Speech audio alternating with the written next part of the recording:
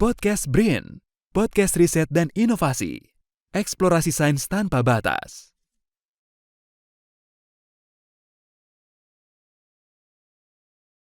Halo kawan BRIN, selamat datang dalam podcast Badan Riset dan Inovasi Nasional bersama saya Francisca Pramuji Lestari yang akan menemani kawan BRIN semua untuk ngobrol asik dan santai seputar riset metalurgi dan material maju. Nah, mungkin sebagian dari kita masih belum terlalu familiar tentang apa sih riset metalurgi dan material maju itu. Kali ini akan coba kita kupas hal-hal yang berkaitan tentang riset metalurgi dan material maju. Gimana kalau kita buka dengan pantun dulu ya. Tinggi sekali pohon kelapa, bunganya kuning, bikin jatuh cinta. Senang sekali bisa berjumpa. Penasaran dong hari ini siapa sih periset kita? Dan telah hadir bersama kita di sini Profesor Dr. Ing Andika Widya Pramono MSc yang merupakan Senior Researcher BRIN di bidang kepakaran metalurgi dan material. Prof. Andika ini menyelesaikan S1 dan S2-nya di Wayne State University Amerika dan S3-nya di Aachen, Jermani. Kita akan berbincang-bincang dengan Prof. Andika lebih jauh lagi terkait metalurgi dan material maju di dalam dunia penelitian. Selamat datang di podcast BRIN, Prof. Andika. Terima kasih Bu Francisca. Gimana kabarnya, Prof? Alhamdulillah baik. Senang sekali nih bisa bertemu kembali dengan Prof. Andika di tengah-tengah kesibukan Prof. Andika yang pastinya sangat padat sekali ya, Prof. Prof, bisa cerita sedikit nggak, Prof? Riset Prof. Andika yang saat ini sedang dilakukan. Baik, saat ini saya sedang riset tentang material superkonduktor, ya. Jadi kalau dari namanya superkonduktor itu artinya material penghantar listrik yang sangat baik ya, tahanannya 0 gitu ya, seperti itu. Dan riset saya yang saat ini sedang saya lakukan mencoba berkonsentrasi memanfaatkan logam tanah jarang ya. Logam tanahnya di Indonesia ada logam tanah jarang banyak ya, seperti itu. Kalau untuk aplikasinya sendiri, Prof, superkonduktor ini untuk apa, Prof? Jadi aplikasi superkonduktor itu sebenarnya sudah banyak ya dan sudah sebenarnya komersial, tetapi memang superkonduktor itu aplikasinya tidak sampai ke household ya atau alat-alat rumah tangga, belum ya. Mudah-mudahan ke depannya akan ke arah situ. Salah satu aplikasi yang paling populer sebenarnya yang sudah dikenal oleh masyarakat itu adalah alat kesehatan MRI ya, magnetic resonance imaging, yang banyak di rumah sakit besar biasanya. Nah, alat itu memanfaatkan material atau kawat superkonduktor ya. Jadi kalau pasien ditidurkan di alat MRI untuk diperiksa, nah saat dia memasuki sebuah lorong gitu ya, nah lorong itu adalah sebenarnya adalah kumparan superkonduktor. Semakin kualitas performa material superkonduktornya bagus, maka semakin tajam gambar yang akan dihasilkan dari tubuh pasien sehingga memudahkan dokter untuk menganalisis secara lebih baik, seperti itu. Keren juga ya, Prof. Nah, kalau saya juga pernah dengar nih, Prof, untuk aplikasi kereta cepat, Prof, menggunakan superkonduktor. Itu bagaimana, Prof? Betul, itu sudah ada gitu ya. Beberapa sudah diaplikasikan di tempat-tempat publik seperti kayak di Korea gitu ya, tapi tempat publiknya belum di transportasi publik secara umum, seperti baru di airport yang saya tahu. Nah, Tiongkok saya tahu juga sudah mulai mengembangkan ya, jadi itu salah satu aplikasi berikutnya ya. Tetapi kan memang tidak sepopuler MRI tadi ya, alat kereta magnetic levitation ya, magnetic levitation. Nah, hanya memang dia memiliki keunggulan, dia bisa bergerak sangat cepat sekali karena prinsipnya adalah mengambang tidak berhimpitan atau bergesekan dengan relnya. Ini adalah karena pengaruh atau efek superkonduktor, seperti itu namanya Meissner effect ya, efek Meissner. Sehingga tanpa friksi itu kereta diharapkan bergerak dengan sangat cepat ya, seperti itu.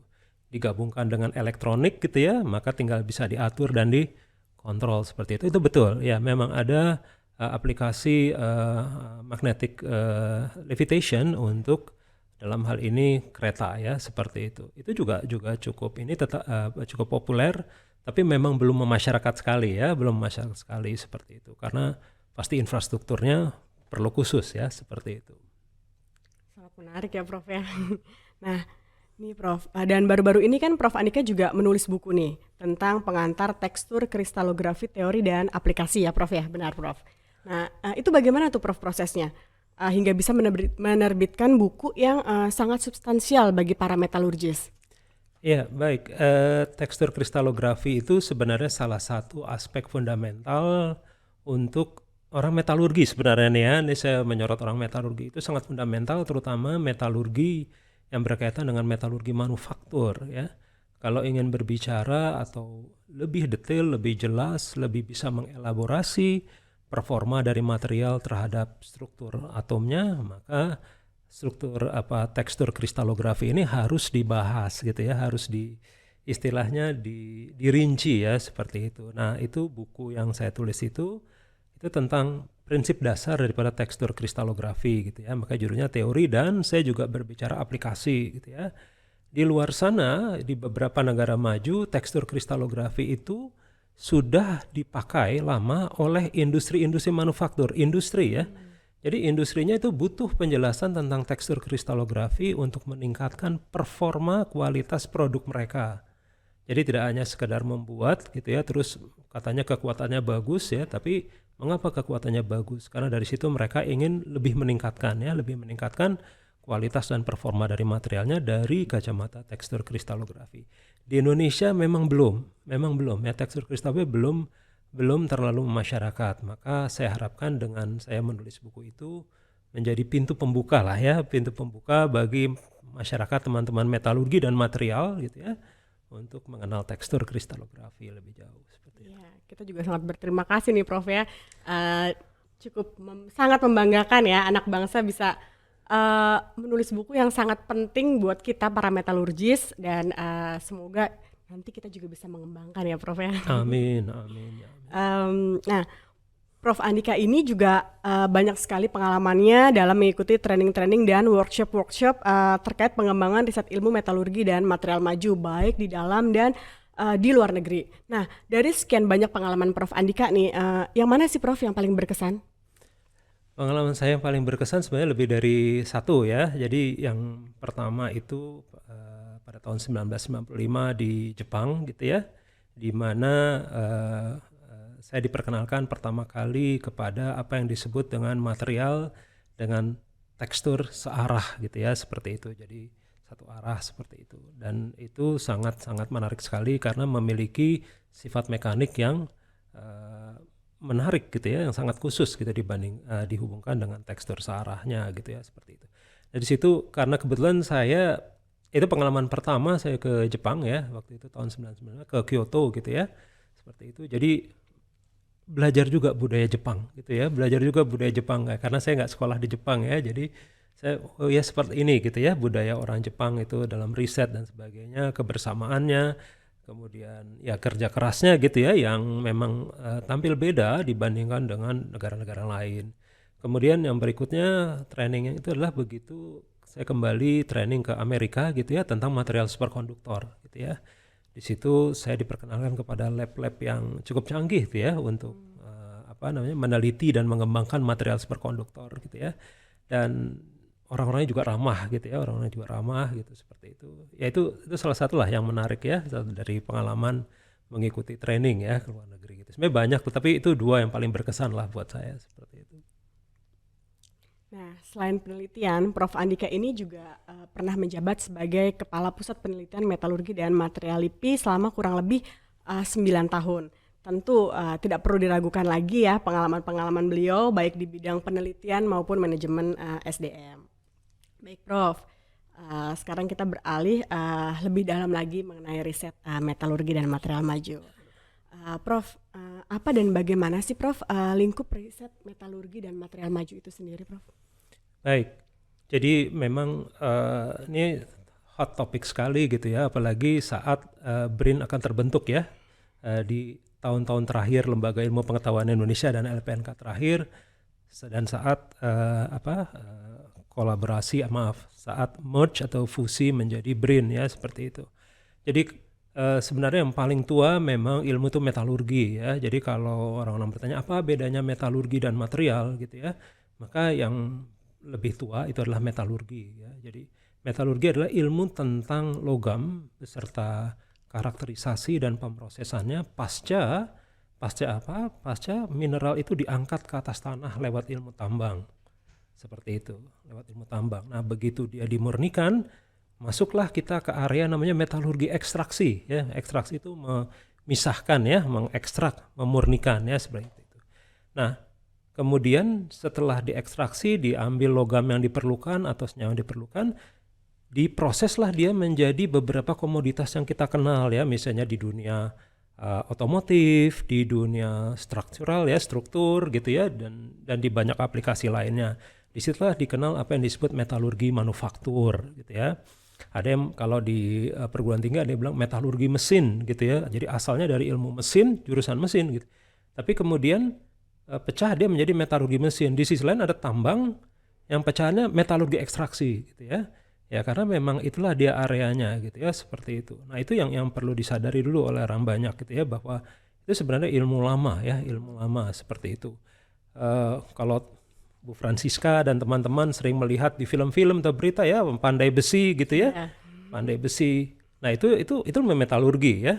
Kalau Bu Francisca dikasih pedang yang hasil ditempa oleh empu-empu gandring gitu, atau pedang yang dicor aja gitu, ya, dicor. Kira-kira milih yang mana gitu, ya. Nah kalau orang metalurgi langsung tahu, saya pilih yang ditempa, ya, karena dengan ditempa itu ada satu mekanisme di dalamnya yang membuat dia lebih kuat gitu dibandingkan hanya dicor menjadi bentuk pedang. Nah itu dia ilmu metalurgi gitu, ya, seperti itu. Nah kemudian dengan berkembangnya zaman gitu, ya, apalagi sekarang masuk industri 4.0, masuklah kebutuhan atas sifat-sifat dari material itu yang memiliki fungsi, Jadi tidak hanya mekaniknya atau kekuatannya, tapi fungsinya, ya. Paling mudah saya ambil contoh perwakilan dari ilmu material itu adalah sensor, ya, sensor. Jadi sensor itu tidak perlu kuat, nggak perlu kuat nahan. Sensor tuh bisa jadi dipukul aja mungkin patah, gitu. Tapi dia fungsinya adalah mendeteksi gitu, ya, keberadaan senyawa-senyawa tertentu karena ada ikatan kimia, ya, antara si sensor itu, ya, dengan apa yang didetek, ya, ada interaksi kimia, interaksi fisik seperti itu, sehingga salah satu prinsip yang paling mudah untuk dipahami oleh orang adalah sifat kelistrikan dari material itu akan berubah begitu dia berinteraksi.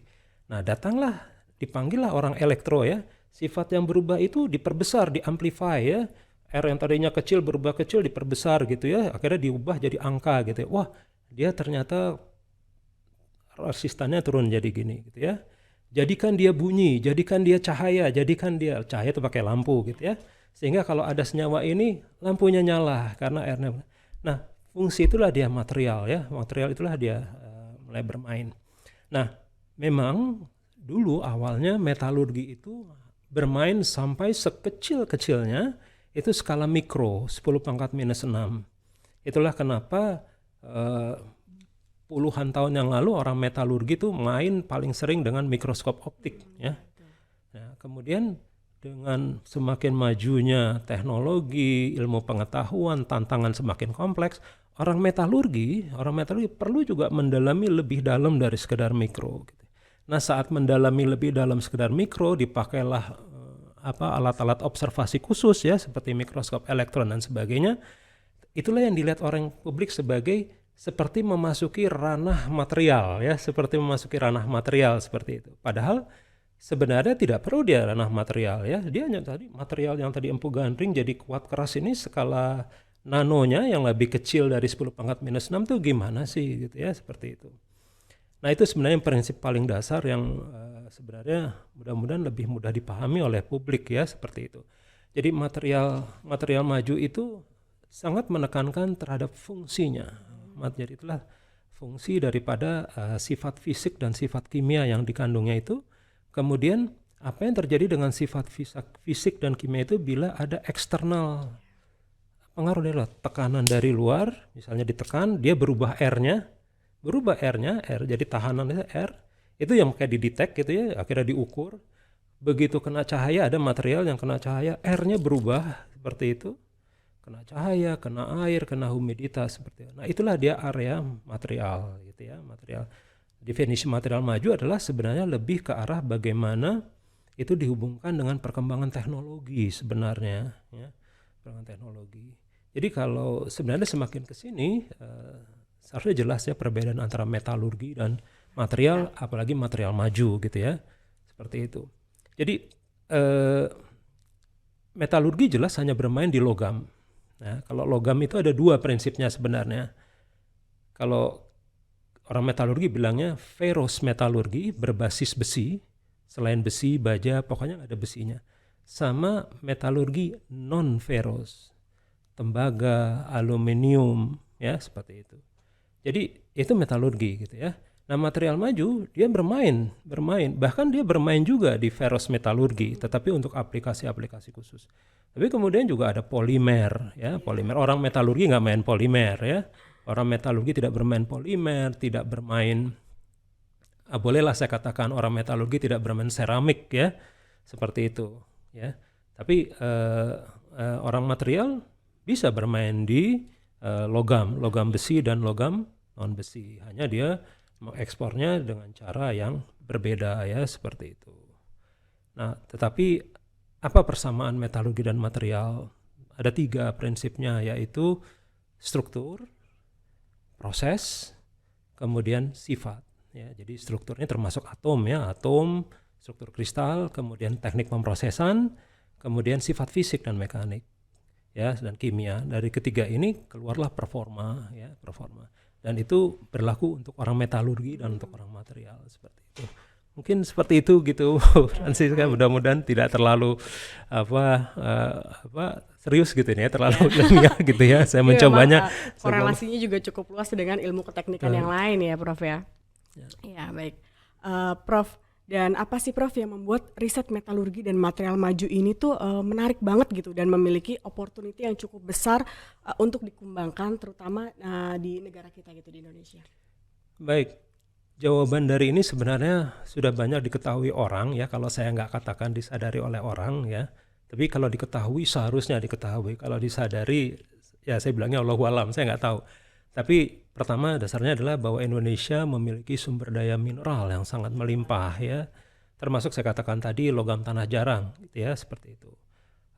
Beberapa tahun yang lalu keluar Undang-Undang Minerba, ya, yang mungkin sekarang sudah diperbaharui, gitu ya, yang melarang atau membatasi ekspor mineral mentah, ya, mineral mentah Minerba, mineral batubara mentah ke luar. Jadi harus diolah dulu dengan maksud agar meningkatkan nilai tambah, ya. Jadi itu sebenarnya salah satu kalau dihubungkan riset metalurgi dan material dengan daya saing Indonesia, gitu ya, seperti itu. Di luar negeri Jepang, gitu ya, seperti Jepang dia mungkin tidak banyak sumber daya mineralnya, ya, secara ini memang tidak banyak, gitu ya. Negara-negara maju juga tidak banyak, tetapi mereka memang sudah lebih dulu kuat dan lebih dulu mapan di sains dan teknologinya, gitu ya.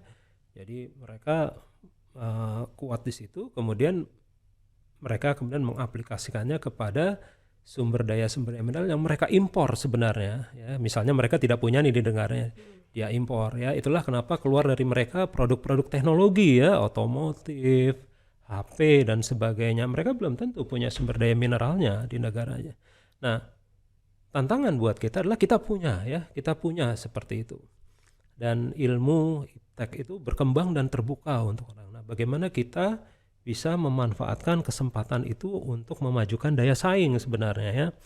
Daya saing bagi sumber daya mineral Indonesia, daya saing industri, ya, kemudian ya teknoekonomi juga, ya, seperti itu. Jadi itulah yang menarik, gitu ya, seperti itu. Salah satu yang saya bisa beri contoh itu adalah sumber daya namanya mineral nikel laterit di Sulawesi, ya, mineral nikel laterit. Jadi kalau bagi Bu Francisca atau teman-teman yang belum menyadari, ya, Indonesia di Cilegon sana ada PT Krakatau Steel, gitu ya, tapi yang mungkin belum disadari oleh teman-teman adalah PT Krakatau Steel itu dia biji besinya impor, ya, impor. Kalau ada yang bertanya apakah Indonesia tidak punya biji besi? Oh, punya. Indonesia punya biji besi. Tapi biji besi kualitas bagus yang bisa dijadikan baja, kemudian dengan cadangan yang layak ditambang sampai ada orang investasi nambang bertahun-tahun itu profitable, sedikit.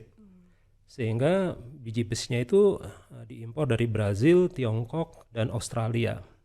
Tetapi di Sulawesi sana ada tadi saya katakan mineral nikel laterit yang mengandung kandungan besi dan bisa dikembangkan menjadi namanya baja kekuatan tinggi berbasis laterit, seperti itu. Nah, ini ada yang menarik sekali gitu ya. Beberapa tahun yang lalu belakangan Tiongkok itu sudah melirik itu gitu ya. Melirik itu sehingga dibangunlah Science Technopark kerjasama dengan Tiongkok di Morowali ya. Morowali. Lagi asik-asiknya mereka mengekspor gitu. Ternyata mineral nikel laterit juga mengandung litium ya untuk baterai. Seperti itu. Nah, ini salah satu contoh di depan mata bagaimana kesempatan itu, opportunity itu bisa kita raih ya, bisa kita capai. Kalau dari segi SDM-nya sendiri gitu Prof, bagaimana Prof? Nah, kalau segi dari SDM ya, saya melihat BRIN ya, misalnya gini, saya bagi dua dulu antara perguruan tinggi dan lembaga penelitian. Nah, sekarang karena semenjak akhir 2021 sudah BRIN ya, kalau riset itu kan BRIN ya intinya ya, riset. Maka sebenarnya kalau dari SDM secara jumlah dan kompetensi kita sudah punya modal, ya sudah punya modal. Kemudian kalau berbicara infrastruktur, nah ini salah satu yang menarik ya, begitu semua dikelola satu atap ya, satu atap jadi penggunaan peralatan riset dalam satu atap, kemudian ada cara-cara khusus bagi periset BRIN untuk bisa memanfaatkannya gitu ya, tanpa mengeluarkan biaya yang besar gitu ya, seperti itu sebenarnya menjadi modal dasar ya untuk mengembangkan riset ya, dan IPTEK berbasis sumber daya mineral Indonesia menjadi lebih baik lagi sebenarnya. Ya, kemudian kalau dari dana ya, saya tahu ada beberapa skema ya dari BRIN gitu ya, baik itu dari rumah program maupun yang difasilitasi oleh Deputi Fasilitas Riset dan Inovasi ya. Mohon saya dikoreksi nih kalau salah nih ya, karena saya kan sudah tidak di struktural lagi ya, jadi hanya mengikuti lewat ya berita-berita ya, perkembangan. Nah, itu bisa dimanfaatkan ya. Jadi SDM sebenarnya saya sudah bagus ya. Ini saya memisahkan dulu dengan perguruan tinggi ya. Saya pisahkan dulu. Sebenarnya sudah bagus ya, sudah bagus seperti itu. Baik Prof. Nah, BRIN ini kan tentu tidak bisa bergerak sendiri ya Prof ya dalam mengembangkan riset metalurgi dan material maju gitu, sehingga perlu kolaborasi yang sinergis gitu. Nah, apa sih Prof pendekatan-pendekatan apa gitu yang perlu kita lakukan untuk bisa berkolaborasi dan juga bagaimana merangkul masyarakat di luar institusi BRIN untuk bisa terlibat bersama-sama untuk mengembangkan riset metalurgi dan material maju ini? Ya, baik. Kalau masyarakat ini saya bagi dulu, misalnya masyarakat di luar BRIN itu adalah perguruan tinggi, industri, dan masyarakat umum ya. Kalau perguruan tinggi dan industri yang saya tahu, kalau detailnya bisa dicek di BRIN ya. Itu ada skema-skema pendanaan kolaborasi ya antara BRIN dengan perguruan tinggi, BRIN dengan industri gitu ya. Bahkan saya pernah mempromosikan salah satu pendanaan dari BRIN kepada yang pokoknya yang apply itu harus perguruan tinggi. Hanya perguruan tingginya bermitra dengan orang BRIN ya. Jadi yang pengajuan proposal itu dilakukan oleh perguruan tinggi. Nah, itu adalah salah satu cara gitu ya untuk mengekspansi atau mengembangkan jejaring riset ya, jejaring riset seperti itu. Nah, perguruan tinggi dan BRIN ruhnya mungkin prinsipnya sama, yaitu riset ya, ilmu pengetahuan gitu ya. Hanya kalau perguruan tinggi ada fungsi mengajar ya sama pengabdian masyarakat. Nah, yang menarik tantangannya adalah dengan industri ini. Industri itu memang akan tertarik dengan riset bila itu memiliki potensi komersial atau profit bagi mereka seperti itu. Nah, permasalahannya atau tantangannya adalah tidak semua topik riset itu profitable untuk mereka seperti itu. Nah, itulah pendekatannya kepada industri berbeda gitu ya, seperti itu. Ada satu yang opportunity yang kalau menurut saya bagus, yaitu seed funding untuk pembentukan semacam kayak industri baru gitu ya, atau startup ya, kalau nggak salah startup gitu ya. Itu saya pernah baca lah ya, atau pernah mendengar infonya gitu ya, seperti itu, funding seperti itu. Dan itu bisa dimanfaatkan ya, bisa dimanfaatkan oleh saya tidak mau mengatakan perisetnya ya, karena kita dengar perisetnya jangan mainlah ke hilirisasi gitu ya, tapi ajaklah orang yang memang dia pandai berbisnis, tapi dia kemudian dibuat tertarik untuk mengembangkan startup berbasis teknologi yang dikembangkan oleh BRIN ya, seperti itu. Tidak masalah itu Karena itu sebenarnya cara untuk mengembangkan ya hasil-hasil atau mengkomersialisasi atau hilirisasi hasil-hasil riset teman-teman di BRIN ya, seperti itu. Jadi memang itu suatu kesempatan yang bagus ya, seperti itu. Hanya kembali saya tekankan kalau industri itu memang kita perlu lihat nih ya, industri ini tertariknya ke apa gitu ya, problem solving apa yang bisa kita tawarkan ke mereka lewat riset kita gitu ya, seperti itu. Sangat menarik ya Prof untuk mendalami lebih riset metalurgi dan material maju. Terakhir nih Prof nih, ada nggak sih Prof hal-hal yang ingin Prof Andika sampaikan untuk kawan BRIN demi kemajuan dan pengembangan dunia riset Indonesia, terutama di bidang lingkup riset metalurgi dan material maju? Ya baik, kalau dari saya itu adalah terlepas gitu ya bahwa perubahan itu adalah sesuatu yang ya ada yang enak ada yang tidak enaknya ya, kita mengalami sama-sama gitu ya, semua tantangan, semua cerita ups and downs yang kita alami. Tapi sekarang saya melihat ada opportunity yang terbuka untuk lebih serius gitu ya, mengembangkan ilmu pengetahuan dan teknologi melalui riset sebenarnya. Ya, apapun ya, terutama di bidang metalurgi dan material ya. Dan kembali saya juga menggarisbawahi bahwa saya asumsikan bahwa riset itu tidak direpotkan oleh administrasi ya sekarang ya, kalau secara umum ya, secara prinsipnya kan seperti itu. Sehingga ini adalah opportunity untuk lebih serius ya mendalami topik-topik apapun ya di bidang metalurgi dan material dalam hal ini, untuk dicari semacam aspek kunci teknologinya gitu ya. Ya, karena itu yang penting ya, aspek kunci teknologinya. Tidak hanya sekedar reverse engineering atau tapi aspek kunci. Ya, aspek kunci yang boleh ada yang orang saya pokoknya concern ke aspek kunci saja misalnya. Atau misalnya di tempat Bu Francisca ya, atau teman-teman di metalurgi, saya ingin aspek kunci cuma saya nggak setengah-tengah. Yang saya hubungkan sekalian kepada ketersediaan mineral yang ada di Indonesia misalnya gitu. Oh sekalian tidak apa-apa gitu ya. Karena diharapkan dari situ ya teman-teman sekalian timbullah invensi. Kemudian dari invensi itu diharapkan kemudian terjadi inovasi ya, seperti itu. Nah itu sebenarnya sekarang kesempatannya terbuka gitu ya, seperti itu. Jadi bisa dimanfaatkan dengan baik gitu ya. Jadi pertama adalah berbagai skema fasilitas pendanaan.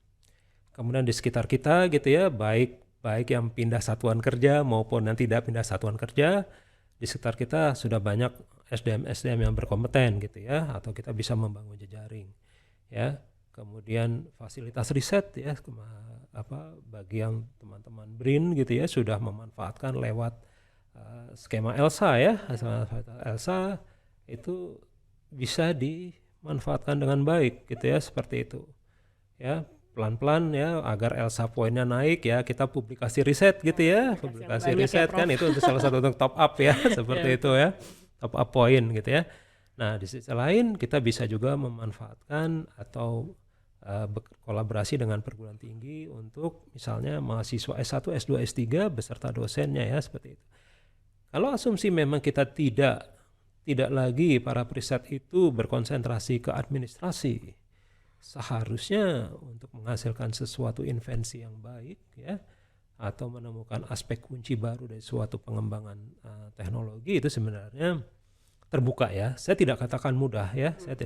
Riset itu memang adalah kegiatan yang berisiko ya, ya, seperti itu. Artinya bisa sukses, bisa gagal ya, seperti itu. Tapi apapun itulah dia riset ya, tidak seperti kita membangun infrastruktur ya, yang harus dikasih 100 juta di awal tahun, di akhir tahun jadi jembatan dengan harga 100 juta, jembatannya harus ada gitu ya. Nah, riset tidak seperti itu ya. Jadi ada faktor risikonya juga. Tetapi karena teman-teman ini sudah tidak direpotkan lagi dengan hal-hal yang tidak perlu, maka seharusnya terbuka ya kemungkinannya, atau kesempatan.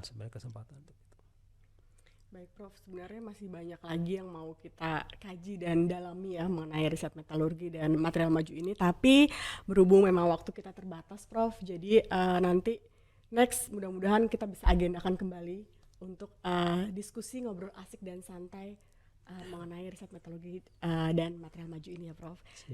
Terima kasih banyak Prof Andika atas waktunya.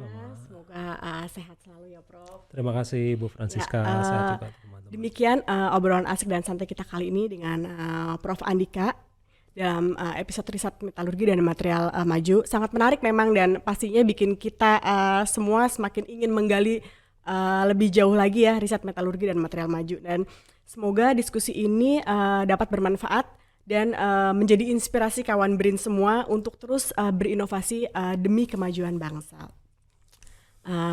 Baik, kita tutup dengan pantun boleh ya? Beli susu ke Senopati, jangan lupa bawa terasi. Daripada mikirin janji palsunya dia yang bikin sakit hati, lebih baik nonton podcast BRIN yang penuh inspirasi.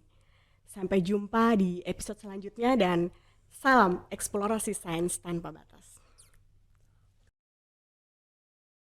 Podcast BRIN, podcast riset dan inovasi, eksplorasi sains tanpa batas.